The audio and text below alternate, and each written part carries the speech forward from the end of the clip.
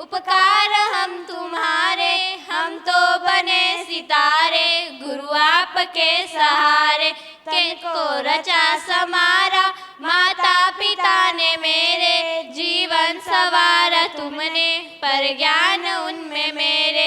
कैसे अदा करेंगे उपकार हम तुम्हारे, हम तो बने सितारे, गुरु आपके सहारे।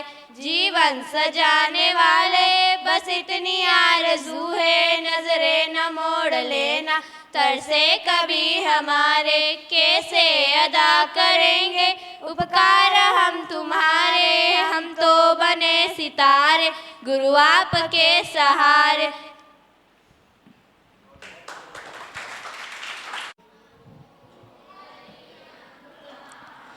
नमो सिद्धाणं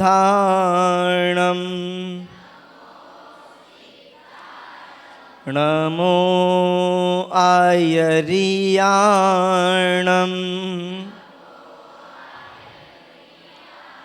नमो उभय्यायाणं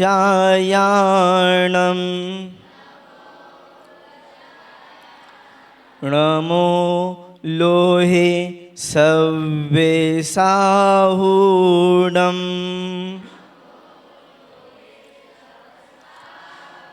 जय बोले पंच परमेश्वरी भगवान की, जय बोले देवादिदेव 1008 श्री आदिनाथ भगवान की, जय बोले देवादिदेव 1008 श्री चंदा प्रभु भगवान की, जय बोले देवादिदेव 1008 श्री महावीर भगवान की, जय बोले मर्यादा पुरुषोत्तम श्री रामचंद्र जी भगवान की, जय बोले हनुमान जी भगवान की, जय बोले परम पूज्य आचार्य भगवान 108 श्री सन्मति सागर जी महाराज की, जय बोले परम पूज्य गणाचार्य भगवान 108 श्री विराग सागर जी महाराज की, जय बोले परम पूज्य आचार्य भगवान 108 श्री सुनील सागर जी महाराज की, जय बोले परम पूज्य पट्टाचार्य भगवान 108 श्री विशुद्ध सागर जी महाराज की,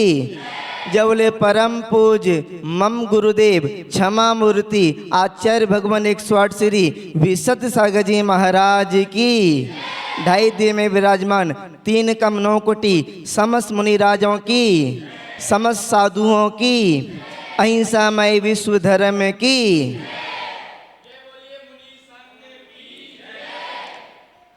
आप सभी लोग जहाँ पर आए मुझे बहुत अच्छा लगा। पता नहीं आप लोगों ने कहाँ कहाँ जन्म लिया है, मुझे अभी किसी के बारे में कुछ नहीं पता, ना किसी के नाम के बारे में कुछ पता, पर इतना जरूर पता है कि आप ऐसे स्थान पर पढ़ रहे हो, ऐसे स्थान पर आप अध्ययन कर रहे हो, उस स्थान पर आपने यदि पढ़ लिया, अध्ययन कर लिया तो आपका भविष्य उज्जवल है।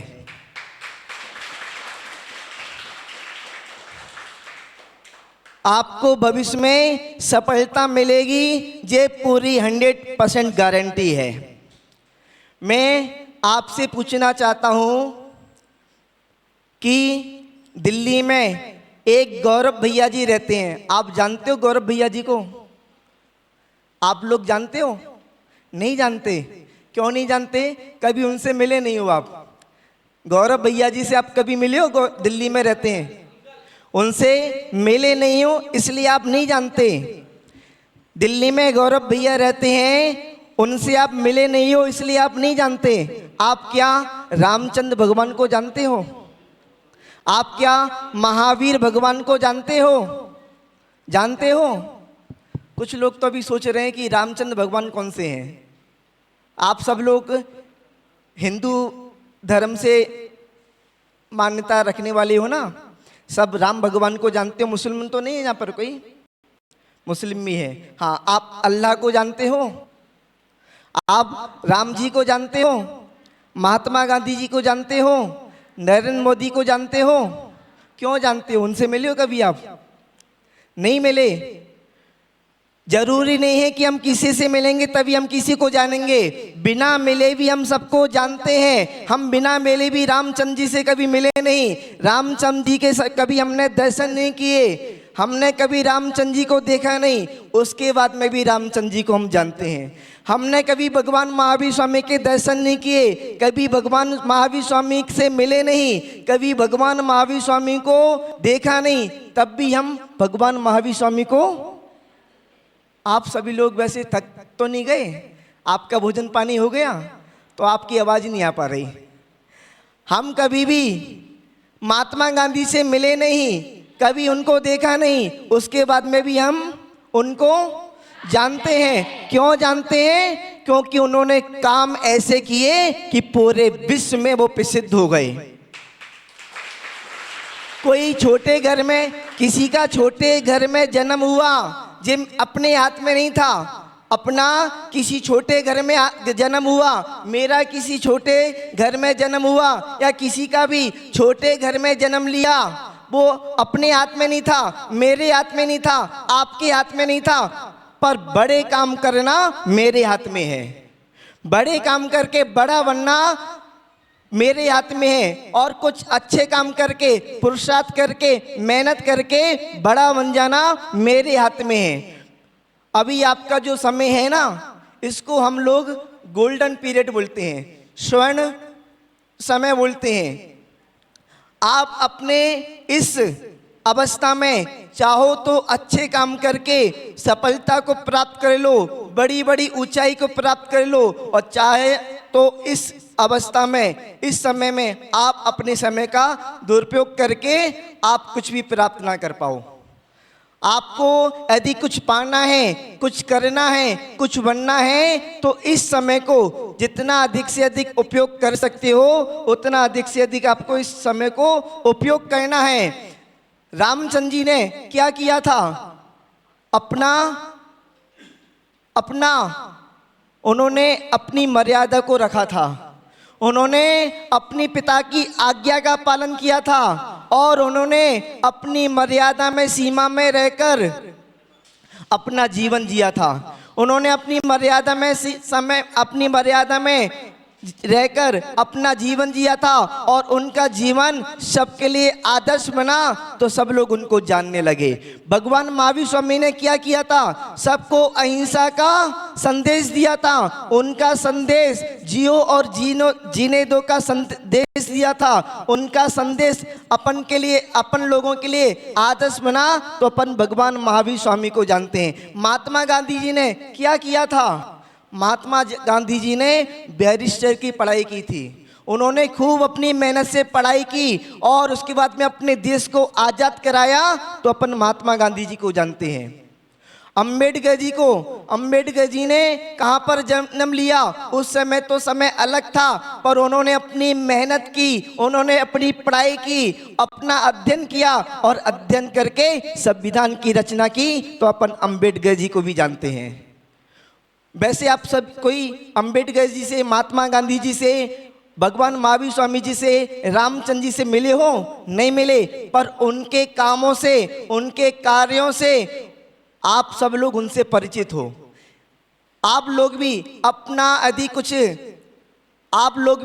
अपना नाम कमाना चाहते हो, अपने को सफलता देखना चाहते हो, सफल होना चाहते हो, तो सफल होने के लिए मेहनत करना पड़ती है, पुरुषार्थ करना पड़ता है, और कुछ जुनून दिखाना पड़ता है।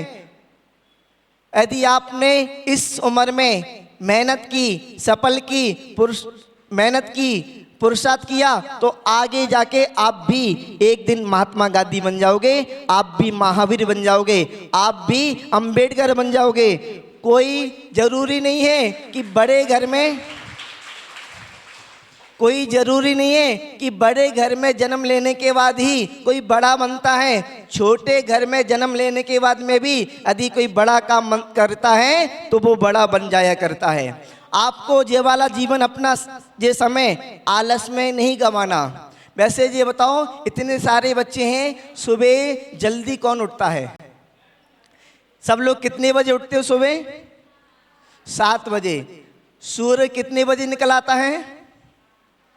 सूर्य अभी के समय में लगभग 6:30 बजे ऊँग आता है, 6:30 बजे निकल आता है। पर यदि अपन अपने आचार्यों की देखें, अपने ऋषि मुनियों की बातों को देखें, अपने भगवान की बात देखें, तो उन्होंने सबने कहा है कि सूर्य उदय बाद में हो, अपन पहले उठ जाएं।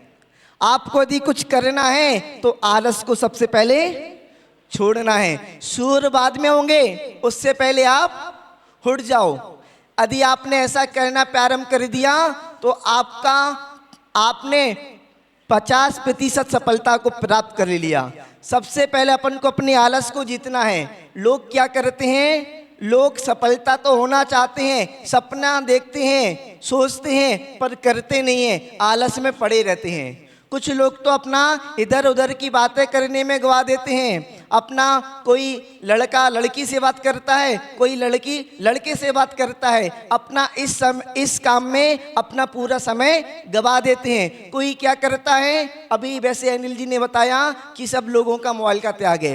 यदि आपने मोबाइल का त्याग कर दिया, आपको मोबाइल चलाना हो तो आप जब 12वीं कक्षा पास कर लो, तब उसके बाद में जितना चलाना चाहो तब उतना मोबाइल चला लेना। पर अभी बच्चे क्या करते हैं, अपना जितना भी समय है 75% 75% समय अपना मोबाइल चलाने में गवा देते हैं। यदि आपने अपना समय मोबाइल चलाने में, बातें करने में, आलस करने में और इधर उधर घूमने में यदि निकाल दिया तो आपने अपना गोल्डन समय बर्बाद कर दिया। ये समय द्वारा नहीं आएगा। आपके पास जो समय है ना, वो द्वारा से नहीं आएगा। एक बार चला गया तो चला गया, और आपने इसी समय को अपने यानी कि मेहनत से, अपने पुरुषार्थ से कुछ कर लिया तो आप लोगों में से कोई एक बड़ा व्यक्ति बन जाएगा। और नहीं किया तो आपको या तो दुकान, छोटी सी दुकान करना पड़ेगी, ठेला चलाना पड़ेगा, या छोटे मोटे काम करके अपने जीवन को काटना पड़ेगा। आपको यदि जीवन में सफलता को प्राप्त करना है तो अभी आपको सुबह जल्दी उठना, सब लोगों को सुबह जल्दी उठना, और उसके बाद में अपना समय केवल और केवल पढ़ाई में लगाना, अध्ययन में लगाना। अभी आप यदि पढ़ लोगे, लिख लोगे, अध्ययन कर लोगे तो आपका भविष्य उज्जवल बन जाएगा। और आपने अभी नहीं पढ़ा लिखा और अध्ययन नहीं किया तो बड़े होने के बाद में सब लोग आपसे ये कहेंगे कि आप यदि बचपन में पढ़ लिए होते तो अच्छा होता। आप भी बड़े होने के बाद में यही सोचोगे कि हमने बचपन में पढ़ लिया होता तो अच्छा होता, पढ़ लिया होता तो आज हम कुछ कर लेते। पर बचपन में जब पढ़ने का समय था तब हम पढ़ नहीं पाए, हमने पढ़ाई नहीं की, हमने अपना समय बर्बाद कर दिया। बाद में रोने के अलावा और कुछ नहीं मिलेगा।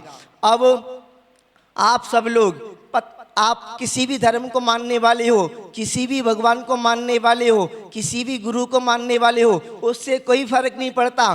पर आप सब लोग मानवता को मानने वाले हो तो ये सबसे अच्छी बात होती है।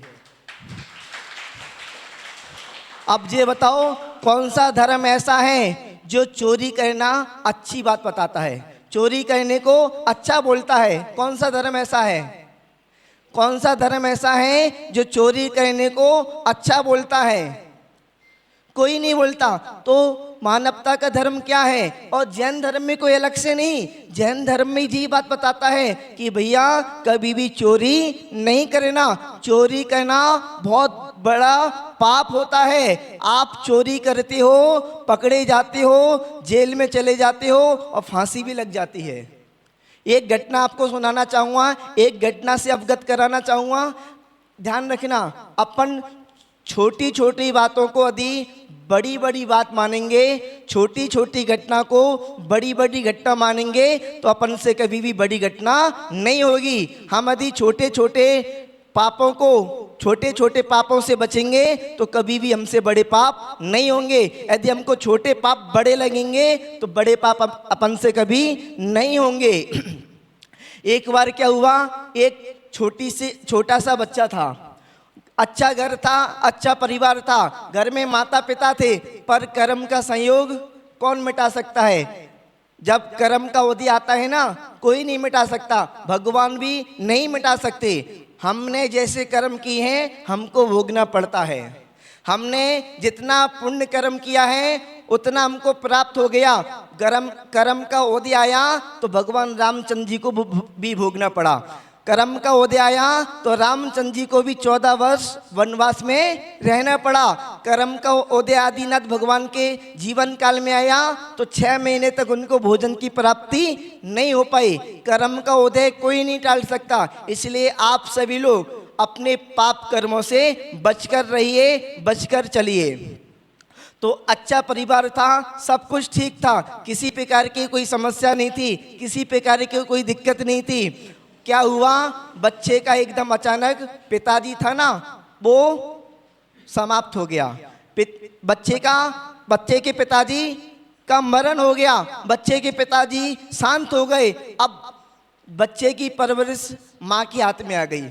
माँ अकेली बची घर में, बच्चा भी अकेला था। अब माँ क्या करे, जिम्मेदारी तो जिम्मेदारी होती है। माँ की जिम्मेदारी थी कि बच्चे को संभालना, पढ़ाना, लिखाना, बड़ा करना। और एक ही बच्चा था, माँ भी अकेली थी। क्या करे, माँ मेहनत करती, अपने घर को चलाती और अपने बच्चे को पढ़ाती। समय निकला, एक बार क्या हुआ, उसका जो बच्चा था ना स्कूल गया और स्कूल में किसी की पेंसिल ली और चुरा के अपने घर पे आ गया। चोरी करना अच्छी बात नहीं होती। आपको भी एक छोटी सी पेंसिल, क्या छोटी सी पेन भी हो ना, उसको भी कभी किसी की चुराना नहीं है। अपन चोरी करके कभी भी अमीर नहीं बन सकते, चोरी करके कभी भी राजा नहीं बन सकते, चोरी करके कभी भी अमीर नहीं बन सकते। जब कर्म का उदय आएगा तो पूरा जितना भी अपने पास धन है सब निकल जाएगा। लोगों को जब पाप कर्म करते हैं तो बहुत आनंद के साथ में करते हैं। जब पाप कर्म का उदय आता है तो दुखी होते हैं, परेशान होते हैं, रोते हैं। पाप कर्म का जब उदय आता है तो रोते हैं कि नहीं रोते? हाय, मैंने ऐसा क्या काम किया जिससे मेरा सब धन चले गया, मैंने ऐसा काम क्या किया जो मैं बीमार पड़ गया, मैंने ऐसा कैसा बुरा काम किया जो मेरे पति मर गए। तो उस बच्चे ने स्कूल में गया और एक बच्चे की पेंसिल चुरा कर घर पे लेके आया। माँ ने बच्चे को देखा, कुछ नहीं बोला, बच्चे को देखा, कुछ नहीं बोला और शांत रही। बच्चे को हौसला मिला। दूसरे दिन गया, किसी बच्चे का टिप्पण चुरा कर घर पे लेके आया, तब भी माँ ने कुछ नहीं बोला, माँ शांत रही। तीसरे दिन गया, किसी का बैग चुरा के लेके आ गया।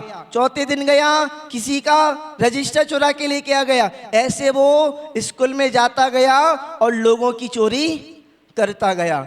अब क्या उसको आदत क्या पड़ गई, उसको चोरी करने की। कोई भी पाप कर्म होते हैं ना, एक बार जब आदत पड़ जाती है ना तो ऐसी आदत पड़ जाती है फिर छूटती नहीं है। अपनी जो भी आदत पड़ जाए अपन को शुरू में ही समझ जाना है। अपन को बुरी आदत को अपनाना नहीं है, बुरी आदत को छोड़ना है। बच्चा चोरी करके लेके आने लगा और चोरी करके उसने इतना घर में सामान इकट्ठा कर लिया और माँ ने कुछ नहीं कहा। बच्चा अब चोरी करने में मन लग गया तो उसका पढ़ाई में मन नहीं लगा। पढ़ाई में से मन उसने अपना हटा दिया। पढ़ाई में से मन हटाने के बाद में अपने घर में आ गया। अब माँ, केवल माँ कमाने वाली थी, माँ से अब चोरी करने लगा तो उसके जो दोस्त थे ना, कौन बनेंगे चोर के दोस्त? चोर के दोस्त कौन बनेंगे? चोरी तो बनेंगे। चोर जो चोरी करने लगा था उसने चोरों से दोस्ती कर ली। आप यदि पढ़ने वाले होंगे तो आप पढ़ने वाले व्यक्तियों से, पढ़ने वाले बच्चों से दोस्ती करोगे। आप खेलने वाले होंगे तो आप खेलने वाले बच्चों के साथ में दोस्ती करोगे। आप अपने आप को स्वयं देख लो, आंक लो कि हम पढ़ने वाले हैं या खेलने वाले। पढ़ने वाले हों तो पढ़ने वाले बच्चों से दोस्ती करना। मैं अपनी बचपन की घटना बताता हूँ। मेरा पढ़ने में मन नहीं लगता था, पर मैंने पढ़ने वाले बच्चों से दोस्ती की तो पढ़ने में मन लगने लगा। पढ़ने वाले बच्चों से दोस्ती की तो मेरा पढ़ने में मन लगने लगा, और पढ़ने वाले बच्चों से दोस्ती नहीं करता तो मैं कभी भी पढ़ नहीं पाता।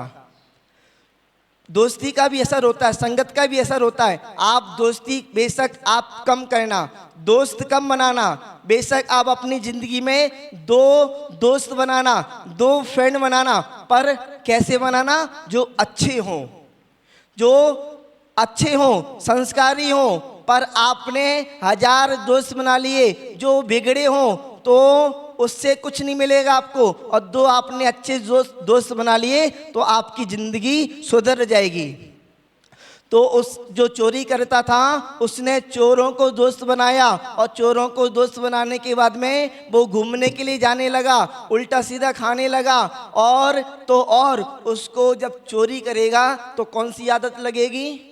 जुआ खेलने की। जुआ खेलने की आदत लग गई। जुआ खेलने लगा तो सिगरेट भी पीने लगा, तम्बाकू भी खाने लगा, और सिगरेट तम्बाकू खाने लगा तो शराब भी पीने लगा।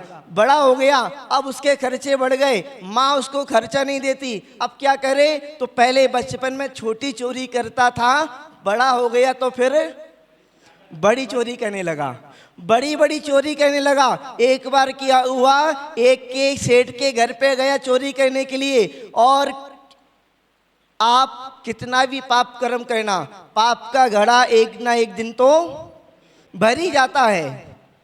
एक सेठ के घर में चोरी करने के लिए गया, और क्या हुआ? सेठ जाग गया। सेठ सो रहा था, वो उठ गया, और सेठ ने देखा कि ये चोर मेरे घर में चोरी करने आया है। उसको पकड़ा, हाथापाई हुई, और हाथापाई में क्या हुआ? जो चोर था उसके पास चाकू था, चाकू सीधे उस सेठ के छाती में मारा और सेठ मर गया।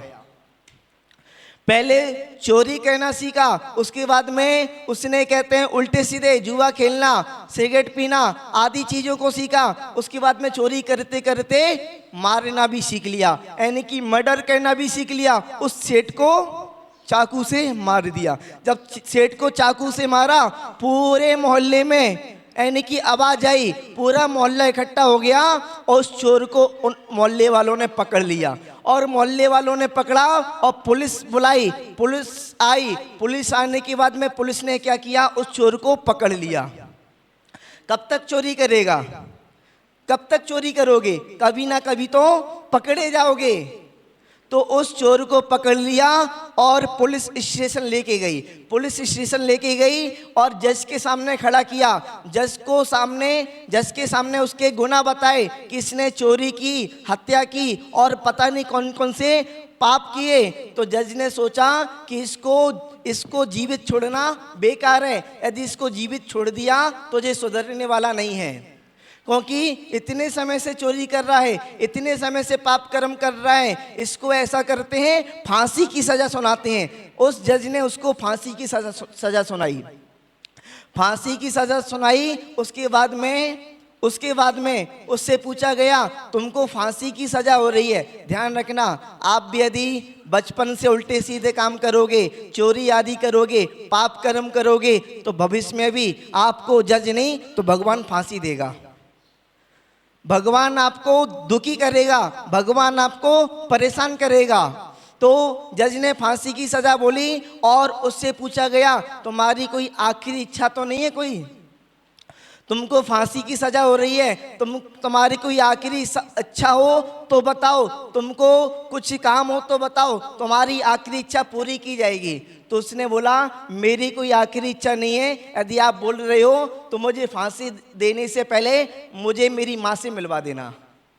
सब लोग सोचने लगे, माँ से मिलना है, इतनी छोटी सी बात, कोई बड़ा कोई काम हो तो वो भी बताओ, वो भी आपका पूरा करा देंगे। उन्होंने कहा, चोरी ने कहा, मुझे कुछ नहीं, केवल और केवल अपनी माँ से मिलना है। तो उसको फांसी देने के लिए जा रहे थे। फांसी से पहले उसको उसकी माँ से मिलवाया गया, माँ को लाया गया और माँ से उसको मिलवाया और माँ से मिलवाया। तो उसने क्या किया, फांसी होने से पहले माँ को देखा और माँ को देखने के बाद में खूब सारा थूक इकट्ठा किया अपने मुंह में और माँ के ऊपर थूक दिया। जैसे ही माँ के ऊपर थूका तो सब लोग सोचने लगे, बताओ कितना दुष्ट है, कितना दुर्जन है, फांसी की सजा हो रही है, फांसी की फांसी हो रही है, उसके बाद में भी इसकी दुर्जनता समाप्त नहीं हो रही। इसने अपनी माँ के ऊपर थूक दिया। सब लोगों ने पूछ लिया, भैया तुमने ऐसा क्यों किया, तुमको तो फांसी हो रही है, और फांसी होने के बाद में भी तुमने अपनी माँ के साथ में भी अच्छा व्यवहार नहीं किया। उस चोर ने बोला कि यदि आज मुझे फांसी हो रही है, आज मुझे फांसी हो रही है, मैं फांसी पे चढ़ रहा हूं, तो इसकी पूरी जिम्मेदारी यदि कोई है तो मेरी माँ है। सब लोग सोचने लगे कि भैया काम तो इसने की है, चोरी इसने की है, मर्डर इसने किया है, माँ को जिम्मेदार क्यों ठहरा रहा है? तो उसने कहा कि जब मैं छोटा बच्चा था, जब मैं पढ़ता था, तब मैं स्कूल में से पेंसिल चुरा के लेके आया था, पेंसिल, और उसके बाद में टिफिन चुरा के लेके आया था, कॉपी चुरा के लेके आया था। उस समय मेरी माँ ने यदि 2 चाटे मुझे मार दिए होते तो आज मैं इतना बड़ा चोर नहीं होता। उस समय यदि मेरी माँ ने मुझे समझा दिया होता तो मैं इतना बड़ा चोर नहीं होता। ठीक है, उस समय उसकी माँ ने नहीं समझाया, पर मैं आपको समझा रहा हूं। यदि आपने चोरी की तो आपका क्या हाल होगा? आपको कोई जज सजा दे पाए ना दे पाए, पर आपको भगवान सजा देगा। अपना जैन धर्म यही कहता है कि कभी भी किसी की चोरी ना करो। छोटी छोटी यदि बातों को ध्यान देंगे, छोटी छोटी यदि अपन पापों से बचेंगे, तो कभी भी अपन से बड़े पाप नहीं होंगे। अब जैन धर्म क्या कहता है? किसी की हिंसा नहीं करो। बताओ, जहाँ पर इतने सारे लोग बैठे हैं, कितने बच्चे हैं जो मांस खाते हैं? मांस खाने वाला कोई बच्चा है क्या? नहीं खाता? बहुत अच्छा, सभी लोग अपने लिए ताली बजा लेंगे। कम से कम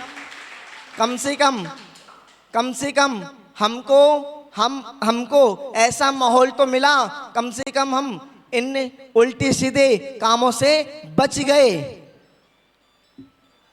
उल्टे सीधे कामों से बच गए। हम किसी को मारते हैं, पीड़ा देते हैं, परेशान करते हैं, दुखी करते हैं, ये सब हिंसा में आता है। किसी को यदि पीड़ा करते हैं ना, किसी को छेड़ते हैं, किसी को परेशान करते हैं, तब भी वो हिंसा में आता है। आप में से कोई किसी को परेशान तो नहीं करता? किसी को परेशान भी नहीं करना। कर सकते हो तो एक दूसरे का सहयोग करना, परेशान नहीं करना। तो यहाँ पर बतला रहे हैं कि यदि कोई मांस खाता है ना, तो वो किसी जीव को मारता है, किसी जानवर को मार के खाता है। अपन किसी को जानवर को मार के खाएंगे तो अपन कितने अच्छे कहलाएंगे। किसी जीव को मारना अच्छी बात होती है कि बुरी बात होती है? यदि अच्छी बात होती है तो अपने घर के जो बच्चे हैं उनको मार के खाओ। अच्छी बात होती है तो अपने घर के बच्चों को मार के खाओ, अपने घर के सदस्यों को मार के खाओ, तब मानेंगे कि अच्छी बात है। आप जो मुक्त प्राणी हैं उनको मार के खाते हो, मांस तो खाते हो, पर पीने के लिए क्या पीते हो? पानी पीते हो। जो मांस खाते हैं वो पीने के लिए पानी नहीं, खून का उपयोग करें पीने के लिए। जो मांस खाते हैं वो पीने के लिए पानी का नहीं, खून का उपयोग करें। वो तो इस तरीके के यानी कि लोग हैं जो मांस खाते हैं, वो बहुत बड़ा पाप करते हैं, बहुत बड़ी हिंसा करते हैं। उसके बाद में झूठ। जैन धर्म सिखाता है कि हमको कभी भी झूठ नहीं बोलना चाहिए। अपन यदि झूठ बोलते हैं, पाप कर्म का बंद होता है और लोग हमारा विश्वास नहीं करते हैं। अपन को यदि विश्वास पात्र बनना है तो जो बातें सब सच बता देना है। आपने एक झूठ बोला तो एक झूठ को छुपाने के लिए, एक सत्य को छुपाने के लिए आपको 1000 झूठ बोलना पड़ेंगे, और उसके बाद में आप जो सत्य है वो सामने आ जाता है। और जब सामने आ जाता है तो अपना सम्मान समाप्त हो जाता है। अपन को कभी भी यानी कि झूठ नहीं बोलना, कुशल का पाप नहीं कहना। अपन को अपनी मर्यादा का पालन करना है, अपने ब्रह्मचर्य का पालन करना है, अपना कुशल से दूर रहना है, कुशल पाप से। उसके बाद में परिग्रह। अपन अपने पास बेशक 10 रुपए ईमानदारी से आए, हमको वो स्वीकार है, पर झूठ बोलकर हमको 1000 रुपए इकट्ठे नहीं करना। हमको यानी कि ईमानदारी से धन कमाना है, धन का संचय करना है, बेईमानी का अपन को 1 रुपया भी नहीं रखना। तो परिग्रह पाप को भी अपन को नहीं करना। तो अपन को इन पापों से यदि बच जाएंगे तो हमारा जीवन सार्थक हो जाएगा। कभी भी हम शराब नहीं पिएंगे। वैसे आप तो भी, आपकी उम्र नहीं है शराब पीने की, जब बड़े हो जाओगे, बड़े होने के बाद में संगत आपकी शराबियों के साथ में होगी तो आप शराब पीना सीख जाओगे। पर मैं चाहता हूँ जितने भी यहाँ पर बच्चे बैठे हैं, अभी से नियम ले लें कि हम बड़े हो जाएंगे तब भी हम कभी भी शराब नहीं पिएंगे, कभी भी मांस, कभी भी जुआ नहीं खेलेंगे। यदि आपने इस तरीके से अपने नियम लिए, आपने पाप कार्य करने का ना करने का नियम लिया, पाप कार्य को छोड़ने का नियम लिया, तो आपका जीवन सार्थक है। आपका स्कूल में, सन्मिति सागर स्कूल में पढ़ना सार्थक है, आपका भगवान के पास आना सार्थक है, आपका गुरुओं के पास आना सार्थक है, और आपका जीवन भी सार्थक है।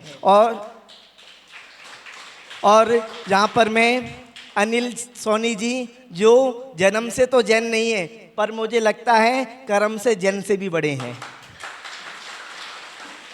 जरूरी नहीं है कि जैन कुल में जन्म लेने से ही जैन कहलाएंगे, उच्च कुल में जन्म लेने से ही उच्च कहलाएंगे। कोई उच्च कुल में जन्म लेने के बाद में भी यदि नीच काम करता है तो उसका उच्च कुल में जन्म लेना भी व्यर्थ चला जाता है। वो उच्च कुल का नहीं, नीच कुल का कहलाता है। और कोई छोटे कुल में जन्म लेता है, ठीक है, इन्होंने जैन कुल में जन्म लिया, एक सोनी परिवार में जन्म लिया, उसके बाद में भी उन्होंने इतने उच्च काम किए और इतने बड़े काम किए कि इन्होंने अपना नाम एक इतना अच्छा बना लिया कि ये एक आदर्श बन गए।